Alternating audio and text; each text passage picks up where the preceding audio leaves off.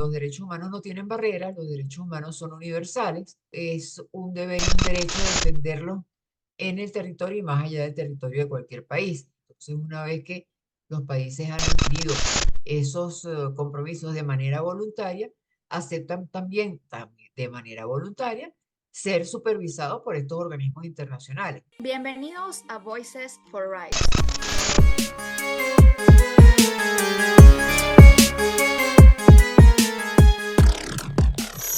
Les damos la bienvenida a la segunda temporada de Voices for Rights, Voces por los Derechos Humanos. El podcast donde compartimos las historias inspiradoras de quienes defienden derechos humanos y promueven la democracia en el mundo. Les saludamos Mariana Romero Y Marco Antonio Ponce.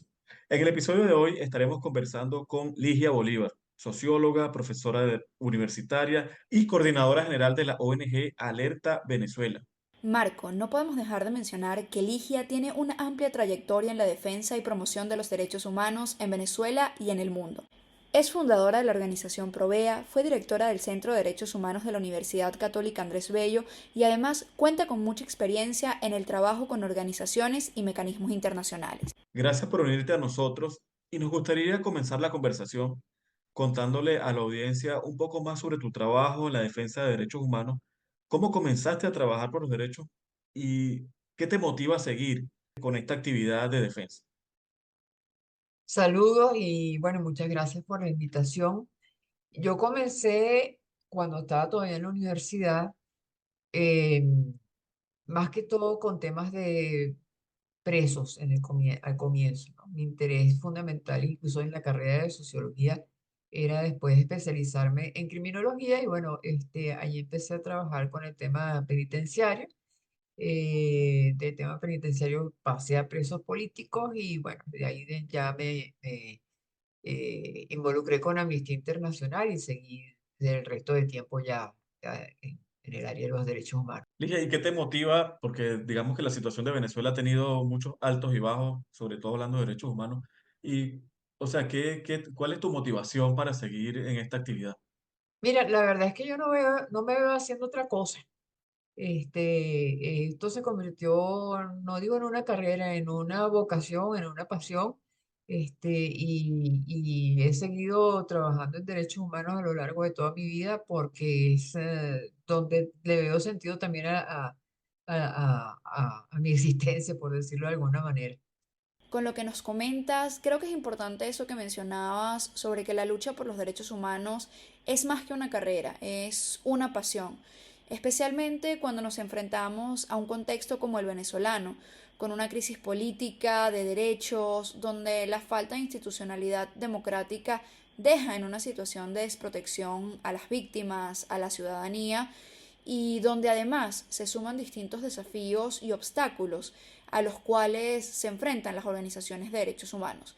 Tomando esto en cuenta, desde tu experiencia, ¿cuál es el rol que los organismos internacionales de protección de derechos humanos deberían tener en estos contextos? Sí, y si tuviéramos que hacer un balance, ¿cómo observas el impacto de estos organismos en la lucha contra la impunidad en Venezuela? ¿Cómo lo ves? Bueno, fíjense que el haber comenzado mi trabajo en derechos humanos con Amnistía Internacional puso a los organismos internacionales en el centro. ¿Por qué? Bueno, porque Amnistía es fundamentalmente una organización de solidaridad internacional, es decir, una organización que no trabajaba cuando yo empecé hacia adentro, sino hacia afuera. Es decir, lo que se buscaba era desde otros países tratar de hacer incidencia en la situación de detenidos que, como lo llama Amnistía, presos de conciencia o en situaciones de tortura, de ejecuciones, de desapariciones, etcétera, ¿no? Entonces, ya allí el trabajo hacia afuera, es decir, no hacia el propio país, sino eh, teniendo en cuenta el carácter internacional, el carácter sin barreras de los derechos humanos, eso hace que, por supuesto, el tema de los organismos internacionales esté desde el principio en el centro de la acción, ¿no? ¿Por qué? Bueno, porque consideramos que dentro de la perspectiva de derechos humanos en general, ya no solamente de amnistía, que como decía antes, los derechos humanos no tienen barreras, los derechos humanos son universales, no tienen fronteras y por lo tanto es un deber y un derecho defenderlos en el territorio y más allá del territorio de cualquier país. Y los países, y esa es otra cosa importante, los países han adquirido compromisos de manera voluntaria, porque eso hay que decirlo, es decir, nadie fue Ujú. forzado a firmar un convenio internacional en materia de derechos humanos. Entonces, una vez que los países han adquirido esos compromisos de manera voluntaria, aceptan también de manera voluntaria ser supervisados por estos organismos internacionales. Por lo tanto, no se trata de un ejercicio exótico, de un ejercicio extraño, sino que tiene que ver con la esencia de los derechos humanos, que es su carácter universal y más allá de la frontera. Entonces, creo que eso como esencia de lo que es los derechos humanos en su perspectiva internacional, siempre tenemos que tenerlo en cuenta porque con mucha frecuencia los países nos dicen, hablan de injerencia, ¿no? Hablan de soberanía. Y sin embargo, la soberanía y la injerencia no caben en derechos humanos porque, repito, la persona humana, el ser humano no tiene fronteras. Gracias, Ligia. Considerando lo que venimos conversando y entendiendo que todos tenemos un rol fundamental que jugar para lograr ese alcance de justicia en el mundo y en Venezuela particularmente, ¿podrías comentarnos un poco sobre qué acciones consideras tú que hacen falta para mejorar estos procesos en el seno internacional, para que realmente sean efectivos? Sí, también otro punto importante que creo que debemos destacar es qué puede esperar la ciudadanía, ¿no? De todo este trabajo. O sea, qué podría esperar la gente. Mira, yo creo que cuando uno mira hacia atrás en perspectiva, es mucho lo que se ha logrado en Venezuela en materia de derechos humanos en el ámbito internacional.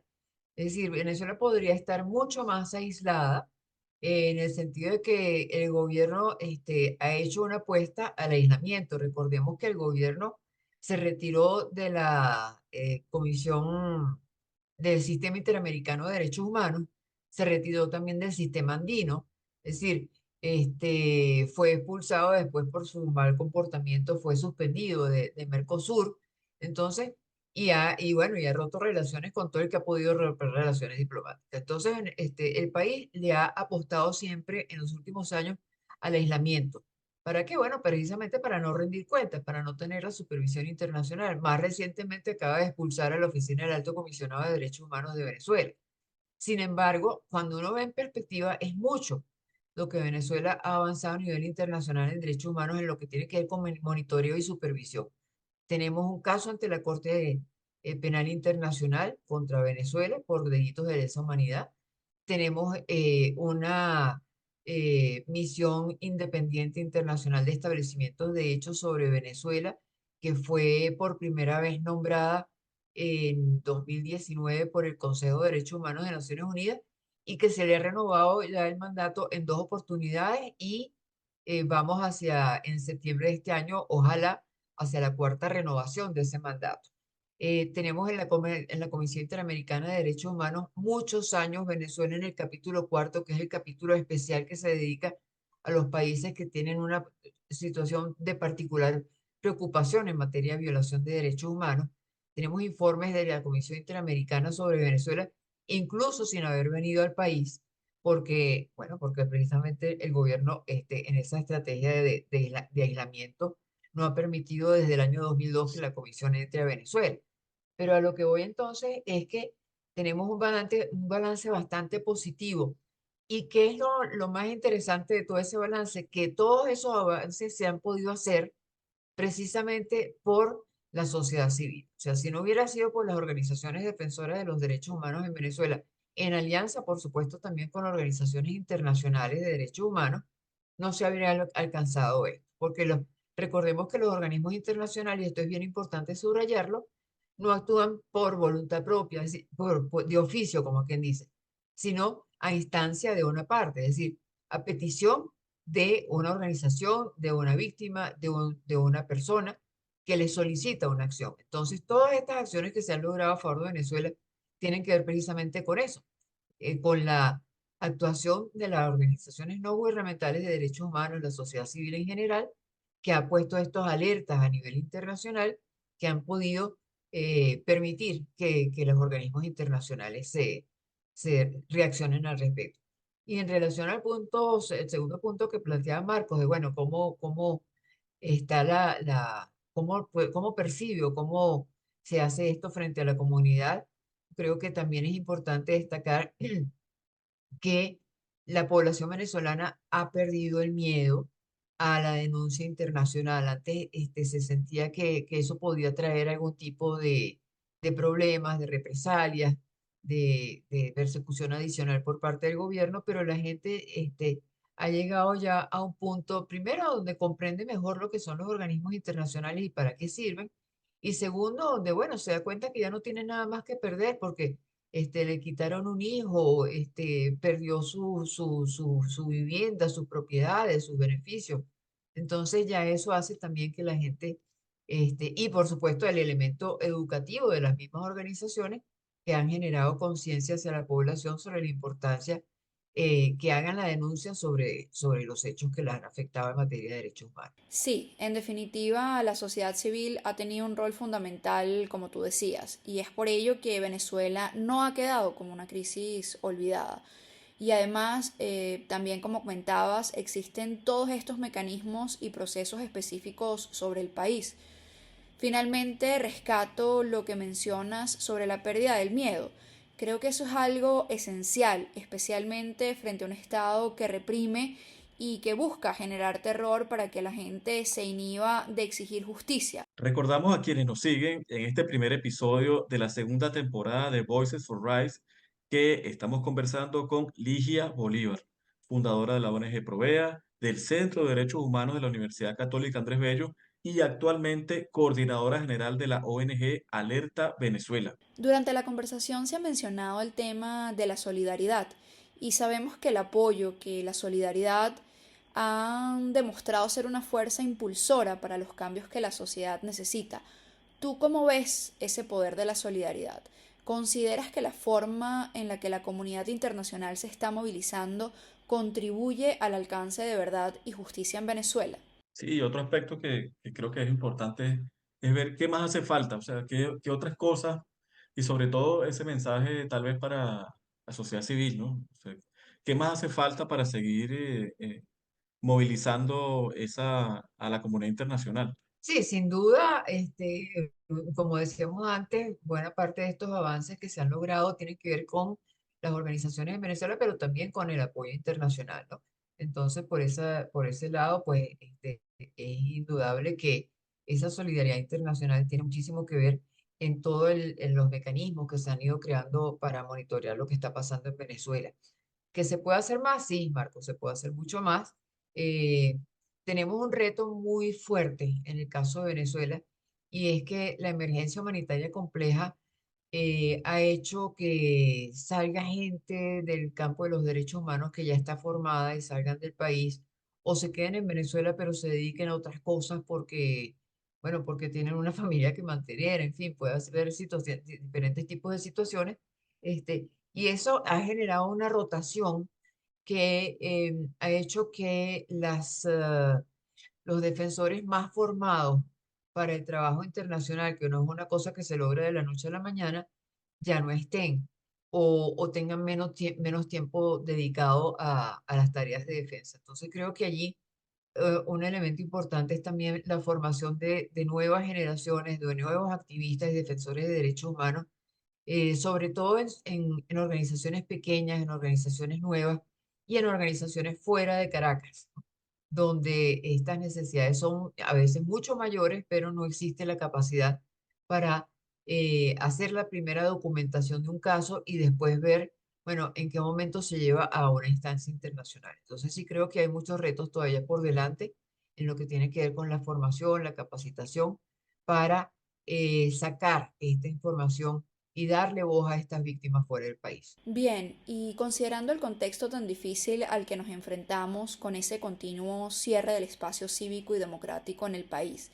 ¿qué crees que debe hacer o se debe seguir haciendo por parte de la sociedad civil para frenar esa situación? Bueno, creo que se ha hecho bastante, se ha hecho mucho precisamente en materia de incidencia nacional e internacional eh, para alertar sobre el impacto que esto puede tener, porque el problema principal de cierre del espacio cívico no es que Mariana, Marco o Ligia pierdan su trabajo.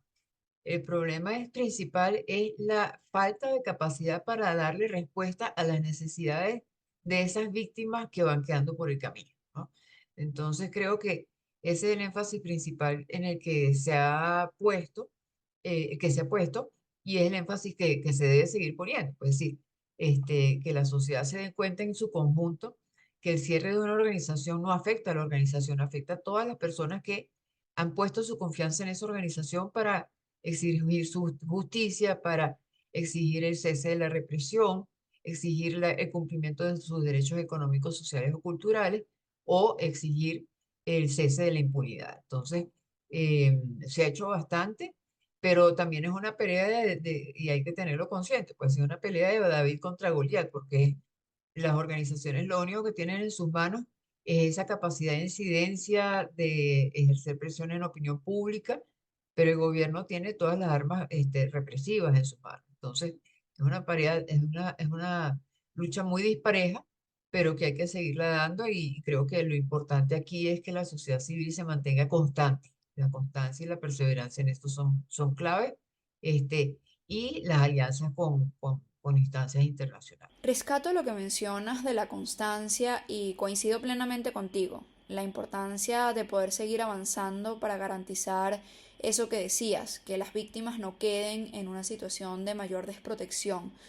Y por ello es sumamente necesario seguir sumando esfuerzos para rescatar y fortalecer el espacio cívico y democrático en Venezuela. Sí, Si me además permiten, ese, recordemos que la primera vez que comenzó a trabajarse el tema del cierre de espacios cívicos, o que se dieron las primeras señales, fue en 2010. Estamos hablando, y estamos en 2024, estamos hablando de 14 años, eso es constancia. O sea, ha habido una resistencia enorme por parte de las organizaciones, una capacidad de resistencia muy grande por parte de las organizaciones en contra de estos intentos de avance, de asfixiar más al espacio cívico, y eso creo que es un elemento rescatable, ¿no? así damos las gracias a Ligia Bolívar, coordinadora general de Alerta Venezuela, por acompañarnos el día de hoy en este primer episodio de la segunda temporada. Muchas gracias por acompañarnos, Ligia. Para cerrar, nos gustaría si puedes compartir unas palabras de despedida, si puedes contarnos cómo quienes nos escuchan se pueden comunicar contigo, las redes sociales de Alerta Venezuela o vías para contactarles. Sí, bueno, muchas gracias de nuevo a ustedes por la invitación. Alerta Venezuela la conseguimos tienen una cuenta Twitter, que es @alerta BZLA, DDHH. No es fácil, pero si buscan Alerta Venezuela en el buscador de Google es mucho más sencillo para conseguir el nombre, ¿no? Porque es un poco largo para los caracteres que permite la red social. Y bueno, sí, por allí, y también tenemos una página web donde están todos los contenidos que hacemos semanalmente en materia de análisis sobre lo que está pasando en Venezuela. Y desde el Observatorio Venezolano de Conflictividad Social y el Centro para los Defensores de la Justicia, les damos las gracias por seguirnos en esta nueva temporada de Voices of Rights, Voces por los Derechos Humanos. Y recordamos que este podcast se realiza con el apoyo de la Embajada de la República Federal de Alemania en Venezuela. También les invitamos a compartir este episodio utilizando las etiquetas Voices for Rights o Voces por los Derechos, y únanse a nosotros en la construcción de un espacio cívico y democrático fortalecido. Y no olviden que pueden escucharnos por Spotify, Evox y YouTube Podcast. Y también nos pueden seguir por nuestras redes sociales, @Voces Social y @DefensoresDDHH_. Recuerden, cada voz importa y juntos podemos hacer la diferencia. Manténganse atentos para más historias inspiradoras y únanse a la lucha por los derechos humanos en el mundo.